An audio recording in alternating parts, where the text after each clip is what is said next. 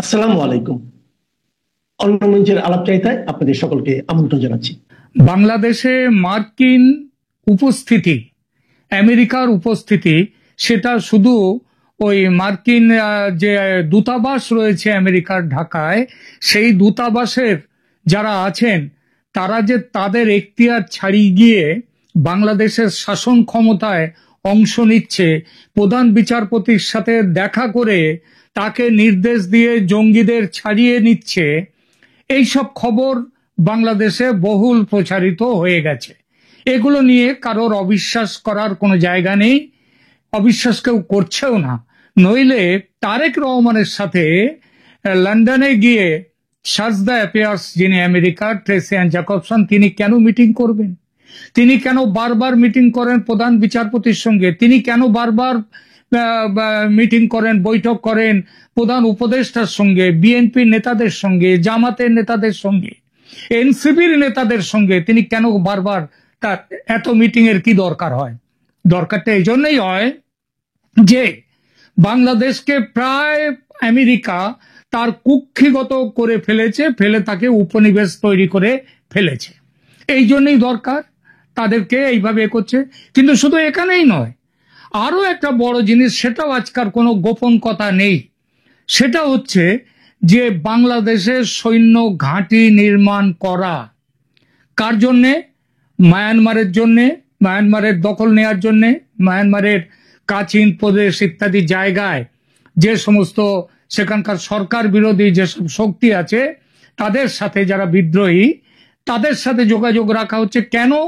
কারণ ওখানকার rare earth materials, যেটা এখন চীন যেটাকে নিয়ে যায়, সেটা চীন না নিয়ে যাতে তারা নিতে পারে তার জন্যে, প্লাস বঙ্গোপসাগরে নিজেদের আধিপত্য বিস্তার করা এবং চীন এবং ভারতের উপরে নজর রাখা, এই সব কিছু মিলিয়ে সেখানে আজকে একটা ঘাঁটি তৈরি করবার জন্য, সৈন্য ঘাঁটি তৈরি করবার প্ল্যান নিয়ে আমেরিকা এগিয়ে চলেছে। এবং এই প্ল্যানের অন্তর্ভুক্ত হিসেবে আজকাল সেখানে আমেরিকান সৈন্য, আমেরিকান বিমান, সব তাদের যাতায়াত ভীষণভাবে বেড়ে গেছে। প্রশ্নটা অনেকেই করতে পারেন, বলতে পারেন, না না, ওগুলো তো ঘাঁটি তৈরি করার জন্য আমেরিকা এসব সৈন্য পাঠাচ্ছে না। কিসের জন্য পাঠাচ্ছে? না, তাদের সাথে সৈন্য মহড়া, দুই দেশের সেনা মিলে যৌথ মহড়া। এখন একটা বলা হচ্ছে 3 দেশের সেনা, মানে বাংলাদেশ, শ্রীলঙ্কা এবং আমেরিকা, এই 3 দেশের সেনা মিলে যৌথ মহড়া করতে নাকি ওখানে আসছে। প্রশ্ন উঠতে পারে, এটা তো ভাবের ঘরে চুরি, এটা ওই শাক দিয়ে তো মাছ ঢাকা। কারণটা হচ্ছে হঠাৎ হঠাৎ বাংলাদেশের এত যৌথ মহড়ার দরকার হলো কেন? যৌথ মহড়া তো এমনি কি কোনো দেশ বাংলাদেশ আক্রমণ করতে যাচ্ছে তার জন্য তাদেরকে শেখানো হবে, যুদ্ধ শেখানো হবে, তা তো নয়। তাহলে হঠাৎ কেন এত মহড়া বাড়ছে? এবার একথা বলছে ইউনূসের দলবল যারা আছে, তারা বলছে না না, এরা অন্য ভালো কাজে আসছে, এরা আসছে এখানে মহড়া দেওয়ার জন্য, কিভাবে উদ্ধার করা যায় ইত্যাদি ইত্যাদি করবার জন্য। কিন্তু ওই যে বললাম না, যে যাদের গায়ে স্ট্যাম্প পড়ে গেছে গত বছর, যারা বাংলাদেশে এই যে বিপ্লব নামক যে খেলাটি করেছিল, করে শেখ হাসিনাকে দেশ থেকে তাড়িয়ে ইউনূসকে বসালো, এর পেছনে ওই যে কি খেলা ছিল সেটা তো মানুষ ধরে ফেলেছে। আসল খেলাটা মানুষ ধরে ফেলেছে যে এটা বিপ্লব ছিল না, এটা একটা ষড়যন্ত্র ছিল। তাহলে প্রশ্ন সেই জন্যই আসছে, মানুষ তুলছে যে এত আমেরিকান সৈন্য কেন, এত বড় বড় বিমানে করে লোকজন আসছে কেন, এত অস্ত্র কেন আসছে? তার কারণ হচ্ছে যেটা বললাম, ঘাঁটি তৈরি। কেন করতে যাচ্ছে আমেরিকা ঘাঁটি তৈরি? সেটাও বলেছি যে মোহাম্মদ ইউনূসের অন্তর্বর্তীকালীন সরকার ক্ষমতায় আসার পর বাংলাদেশ চীন সম্পর্ক একটা নতুন মাত্রা পেয়েছিল। এই নতুন মাত্রায় ইউনূস চলে গিয়েছিলেন চীনে, নানা রকম কথা চলছিল। চীন সফরে গিয়ে তিনি $2.1 বিলিয়ন একটা বিনিয়োগ, ঋণ এবং অনুদানের প্রতিশ্রুতি নিয়ে এসেছিলেন। এছাড়া তিস্তা নদী ব্যবস্থাপনা প্রকল্পে চীনের অংশগ্রহণের সেখানে ছাড়পত্র দিয়ে এসেছিলেন। মংলা বন্দর আধুনিকীকরণ এবং $400 মিলিয়ন এই ব্যাপারে খরচ করা, সেটা পুরো খরচ করবে চীন, এইসব কথা বলে এসছিল।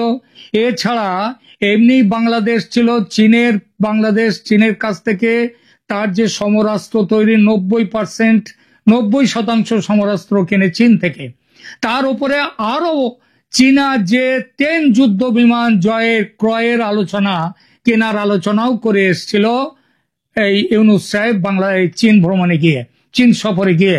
এর ফলে ভারত চীনের প্রতিক্রিয়া, এইবার যখন আমেরিকা এসে বাংলাদেশকে দখল করছে তখন চীন তাহলে সেটা ভালোভাবে নিতে পারে না, কারণ চীন দেখছে তার মুঠো আলগা হয়ে যাচ্ছে, আমেরিকার মুঠো সেখানে জোরদার হচ্ছে।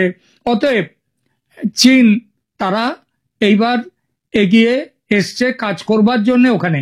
এবং এইভাবে আবার এদিকে দেখুন, ভারতও স্পষ্টভাবে উদ্বিগ্ন ইউনূসের কথাবার্তায়, তার বিভিন্ন কাজকর্মে। ভারতের প্রতিরক্ষা প্রধান general Anil Chauhan CDS, chief of defence staff, সম্প্রতি চীন, পাকিস্তান, বাংলাদেশ এই 3 পক্ষের একটা যে মিলিত একটা সংগঠন করেছে চীনে সম্প্রতি, সেই ব্যাপারে তিনি সতর্কতা জারি করেছেন। তিনি বলেছেন এই জোট ভারতের আভ্যন্তরীণ স্থিতিশীলতার হুমকি হতে পারে। তারপরে পুরো চেহারাটাই, পুরো চিত্রটাই পাল্টে গেছে। এসসিও বৈঠক, আমেরিকার আবার বাংলাদেশের দখল করার এইটা নিয়ে। এখন এর ফলে চীন এবং ভারত এদের দুজনের কাছেই বাংলাদেশে এই যে আমেরিকার এসে বাংলাদেশে আধিপত্য বিস্তার, সেটা নতুন সমস্যা তৈরি করেছে। এবং এই নতুন সমস্যা তৈরি করার ফলে এখন কি করবে ভারত? কি চুপচাপ দেখবে এগুলো? চীন কি এগুলো চুপচাপ মেনে নেবে? তা কখনো নিতে পারে না। চীন এবং ভারত এসসিও বৈঠকের পর একটা জায়গায় এসে পৌঁছেছে, সেটা হচ্ছে আমেরিকার স্বার্থ। বাংলাদেশ থেকে আমেরিকাকে সরাতে হবে। এই সরাতে গেলে কি পদ্ধতিতে সরানো যায়? যুদ্ধের যেমন একটা অপশন থাকতেই পারে, কিন্তু তার থেকেও বড় যে জিনিসটা হচ্ছে চীন ভারত এরা যদি একসাথে মিলে বাংলাদেশের ওপরে চাপ সৃষ্টি করে। মনে রাখতে হবে যে আমেরিকা যুক্তরাষ্ট্র বাংলাদেশের ওপরে যে বাণিজ্য তাদের দেশে ইম্পোর্ট করা, যেটা এদের পোশাক শিল্প একটা বড় ইম্পোর্টের জায়গা, চর্মশিল্প একটা বড় ইম্পোর্টের জায়গা, তার উপরে 35% শুল্ক আরোপ করেছে। এই শুল্ক আরোপ, সেটাও আবার যদি আগে যেমন ভারতের ওপর থেকে ট্রান্সশিপমেন্ট ফ্যাসিলিটিতে জিনিসপত্র যেত, এখন তা যাবে না। ফলে এখন নানা রকমের সমস্যা, সেখানকে পাঠানোর খরচ বেড়ে যাবে। এই সবের ফলে একটা প্রচন্ড অর্থনৈতিক সমস্যার মধ্যে পড়বে বাংলাদেশ। এবং সেই অর্থনৈতিক সমস্যা, তার চাপ সৃষ্টি করা, কূটনৈতিক চাপ সৃষ্টি করা, বাংলাদেশ ক্রমশ ভয়ঙ্কর বিপদের মধ্যে পড়তে যাচ্ছে। একটা জিনিস বলি, সেটা মায়ানমারের দিক থেকেও, মায়ানমারে তো মার্কিন সেনারা বেস তৈরি করতে চাচ্ছে মায়ানমার সীমান্তে বাংলাদেশে। সেই বেস তৈরিতে তাতেও কিন্তু সামাল দেয়া যাবে না। আগামী কয়েকদিনের মধ্যেই দেখতে পাবেন চীন এবং ভারত গোপন সমঝোতা করে তারা এগিয়ে চলেছে আমেরিকার প্রভাব দেশ থেকে কমানোর জন্য। আগামী দিনগুলোতে আশা করা যাচ্ছে স্বল্প মেয়াদে কিছু জিনিস, যেমন ভারত কূটনৈতিক চাপ প্রয়োগ এবং অর্থনৈতিক আরো নিষেধাজ্ঞা ব্যবহার করবে। মধ্য মেয়াদে রয়েছে প্রক্সি প্রতিযোগিতা বাড়বে, প্রতিটা পক্ষ নিজেদের প্রভাব বৃদ্ধিতে সচেষ্ট থাকবে। আর দীর্ঘমেয়াদে বাংলাদেশের নির্বাচনের ফলাফল এই সমীকরণ পরিবর্তন করতে পারে। আমেরিকা চাইছে যে যাতে আওয়ামী লীগকে বাদ দিয়ে নির্বাচন করা যায়, এবং তারা আগে চাইছিল বিএনপিকে ক্ষমতায় আনতে। এখন ওখানে ওই যে জাকসু এইসব নির্বাচনে বিএনপির তো কাপড় ফেটে গেছে, ছিঁড়ে গেছে। তো এখন এর ফলে আমেরিকা এখন দেখুন এই যে ইউনূসের এবং বিএনপি যে কি অদ্ভুত দল আমরা চিন্তা করতে পারি না। ইউনূস আমেরিকা যাচ্ছেন, তার সঙ্গে যাচ্ছেন বিএনপির একজন বড় নেতাকে নিয়ে। তার মানে বিএনপির বড় নেতাকে নিয়ে যাচ্ছেন, কারণ হচ্ছে তিনি গিয়ে সেখানে বিএনপির হয়ে বলবেন যে বিএনপিকে এখনো ছেড়ো না। তো আমেরিকা এই সবগুলো যেগুলো করছে, এর উপরে একটা জিনিস সেটা ধরে নেওয়া যায় যে সহজে ভারত এবং চীন সহজে ছাড়বে না। ভারত, চীন বা আমেরিকা কেউই প্রকাশ্য যুদ্ধে আগ্রহী নয়, তবুও সামরিক প্রস্তুতি সৎপক্ষেই অব্যাহত। ভারত পূর্বাঞ্চলে তার সামরিক অবস্থান শক্তিশালী করেছে। চীন বাংলাদেশে তার স্ট্রিং অফ পার্লস যে কৌশল সেটা এগিয়ে নিচ্ছে। আর এই পরিস্থিতিতে অন্যান্য আঞ্চলিক শক্তিরও ভূমিকা রয়েছে। পাকিস্তান, চীন, বাংলাদেশ একসাথে যুক্ত হয়েছে, যদিও সেখানে তার সাথে আমেরিকা, মায়ানমারের যে পরিস্থিতি, অস্থিতিশীল পরিস্থিতি, এই সবগুলোকে জটিল করে তুলেছে। সবকিছু মিলিয়ে এই যে সমস্ত পরাশক্তি, আশপাশের দেশগুলোর যে নিজেদের মধ্যে লড়াই, প্রতিযোগিতা, এর জায়গাটা হবে, এর বোমা যদি পড়ে কার উপরে পড়বে? ওই আমেরিকান সৈন্য বাংলাদেশে রয়েছে তাদের উপরে, মানে মূলত বাংলাদেশের ওপর। তো এই যে সবগুলো, এই সমস্যাগুলো ভুগতে হবে কিন্তু বাংলাদেশকে। চট্টগ্রামে আমেরিকান উপস্থিতি, এটা অবশ্যই যত ভারতের পক্ষে বা চীনের পক্ষে চিন্তার, ঠিক তার থেকেও বেশি চিন্তার হচ্ছে বাংলাদেশের মানুষের পক্ষে। বাংলাদেশের মানুষকে প্রতিবাদে রাস্তায় নামতে হবে, প্রতিবাদী স্বর তুলতে হবে, আমেরিকার বিরুদ্ধে প্রতিবাদে ঝাঁপিয়ে পড়তে হবে, নইলে কিন্তু আমেরিকা গিলে খাবে। এবং আমেরিকা গিলে খাবে ভারত এবং চীন। তারা এর বিরুদ্ধে কাজ করতে গেলেও, তারা একযোগে কাজ করলেও সমস্যাটা তো ভুগতে হবে বাংলাদেশকে। সুতরাং বাংলাদেশের মানুষের সতর্ক হওয়া এবং প্রতিবাদে রাস্তায় নেমে আসা, এটা কিন্তু উচিত। আর একটা কথা, ওয়াকারুজ্জামান তিনি আপাতত একটু চুপচাপ থাকতে চাইছেন। তিনি আওয়ামী লীগ মিছিল করছে, তার বিরুদ্ধে তিনি বড় কিছু অ্যাকশন নিচ্ছেন না, এটা যেমন ঠিক, তেমন মনে রাখতে হবে ওয়াকারুজ্জামান কিন্তু মূলত সিআইএর চর, তিনি ডিপ স্টেটের চর। তিনি আপাতত একটা ভালো মানুষই দেখাচ্ছেন, প্রতিবাদী স্বর তুলছেন, কিন্তু এটার কিছু সুবিধা, এর যে সুবিধা বর্তমানে, সেটা নিয়ে বাংলাদেশের মানুষকে ঝাঁপিয়ে পড়তে হবে আন্দোলনে আমেরিকান সাম্রাজ্যবাদের বিরুদ্ধে। বাংলাদেশে মার্কিন সেনাবাহিনী, মিয়ানমারে পৌঁছালো ভারতীয় সেনাবাহিনী, এই প্রসঙ্গটি নিয়ে আপনাদের সামনে এই মুহূর্তে কথা বলবো। আপনারা ইতিমধ্যেই জানেন যে বাংলাদেশের চট্টগ্রামে মার্কিন সামরিক বাহিনীর এক বড় ধরনের উপস্থিতি, এবং আইএসপিআর-এর পক্ষ থেকে বলা হচ্ছে যে এটা মার্কিন যুক্তরাষ্ট্রের সামরিক বাহিনী এবং বাংলাদেশের সামরিক বাহিনীর একটা যৌথ মহড়া। এই যখন যৌথ মহড়া হচ্ছে, তখন বাংলাদেশে এটি নিয়ে খুব জোরালোভাবে আলাপ আলোচনা হচ্ছে, এবং আমাদের সবচেয়ে নিকট প্রতিবেশী দেশ ভারত এই ঘটনাগুলোর দেখে তীব্রভাবে নজর রাখছে। এবং এরই মধ্যে খবর পাওয়া গেল, ভারতীয় গণমাধ্যম খবর দিচ্ছে যে মিয়ানমারে ভারতীয় সেনাবাহিনীর একটি বড়সড় দল মিয়ানমারের রাজধানী নেপিডোতে পৌঁছালো। জানা গেছে মার্কিন সেনাবাহিনীর 100 জনের বেশি বাংলাদেশের চট্টগ্রামে পৌঁছেছে। অন্যদিকে ভারত তার 3 বাহিনীর 120 জন সদস্যকে মিয়ানমারে পাঠিয়েছে। বিশেষজ্ঞদের মতে এইসব ঘটনা নিছক কাকতালীয় নাও হতে পারে, বিশেষ করে যখন এই দুটি স্থান ভারতের উত্তর পূর্বাঞ্চলীয় রাজ্য 7 সিস্টার্স এবং মিয়ানমারের অস্থিতিশীল রাখাইন প্রদেশের কাছাকাছি। এগুলো কি যুক্তরাষ্ট্রের ইন্দো প্যাসিফিক কৌশলের অংশ, নাকি আঞ্চলিক শক্তিগুলোর মধ্যে নতুন উত্তেজনা? আপনারা খেয়াল করেছেন সাম্প্রতিক সময়ে ভারতের প্রধানমন্ত্রী নরেন্দ্র মোদীও কিন্তু পশ্চিমবঙ্গের রাজধানী কলকাতায় ভারতীয় সেনাবাহিনীর ইস্টার্ন কমান্ডের হেডকোয়ার্টার ফোর্ট উইলিয়ামে গত 15 সেপ্টেম্বর সেনাবাহিনীর সশস্ত্র বাহিনী 3 বাহিনীর সঙ্গে একটা বৈঠক করেছেন। যে বৈঠকে উপস্থিত ছিলেন সেনা সর্বাধিনায়ক অনিল চৌহান, জাতীয় নিরাপত্তা উপদেষ্টা অজিত দোভাল, প্রতিরক্ষা মন্ত্রী রাজনাথ সিং এবং সেনা বাহিনীর 3টা যে বাহিনী, সেনা, নৌ, বিমান, 3 বাহিনীর প্রধানগণ উপস্থিত ছিলেন। বাংলাদেশে যখন সামরিক মহড়া হচ্ছে, তখন ভারতের প্রধানমন্ত্রী সেনাবাহিনীর সঙ্গে বৈঠক করছে। এগুলো কি এই উপস্থিতি, মার্কিন সামরিক উপস্থিতি বা এগুলো প্রেক্ষিতে এমনটাই ভারতীয় সেনাবাহিনী মার্কিন সেনাবাহিনীর উপস্থিতির বিপরীতে মিয়ানমারের রাজধানী নেপিডোতে উপস্থিত হয়েছে। বাংলাদেশের চট্টগ্রাম শহরটি বঙ্গোপসাগরের কৌশলগত উপকূলে অবস্থিত। সেখানেই গত এক সপ্তাহ ধরে মার্কিন সামরিক তৎপরতা বেড়েছে। গত 10 সেপ্টেম্বর মার্কিন বিমান বাহিনীর একটি C-130J সুপার হারকিউলিস বিমান শাহ আমানত আন্তর্জাতিক বিমানবন্দরে অবতরণ করে। এরই সঙ্গে জানা গিয়েছিল প্রায় 120 জন মার্কিন সেনা এবং বিমান বাহিনীর কর্মকর্তা চট্টগ্রামে পৌঁছেছেন। এগুলো 10 সেপ্টেম্বরের ঘটনা। 15 সেপ্টেম্বর ভারতের প্রধানমন্ত্রী পুরো তার নিরাপত্তা সংক্রান্ত যত বাহিনী আছে সব বাহিনীর সাথে ফোর্ট উইলিয়ামে মিটিং করেছেন।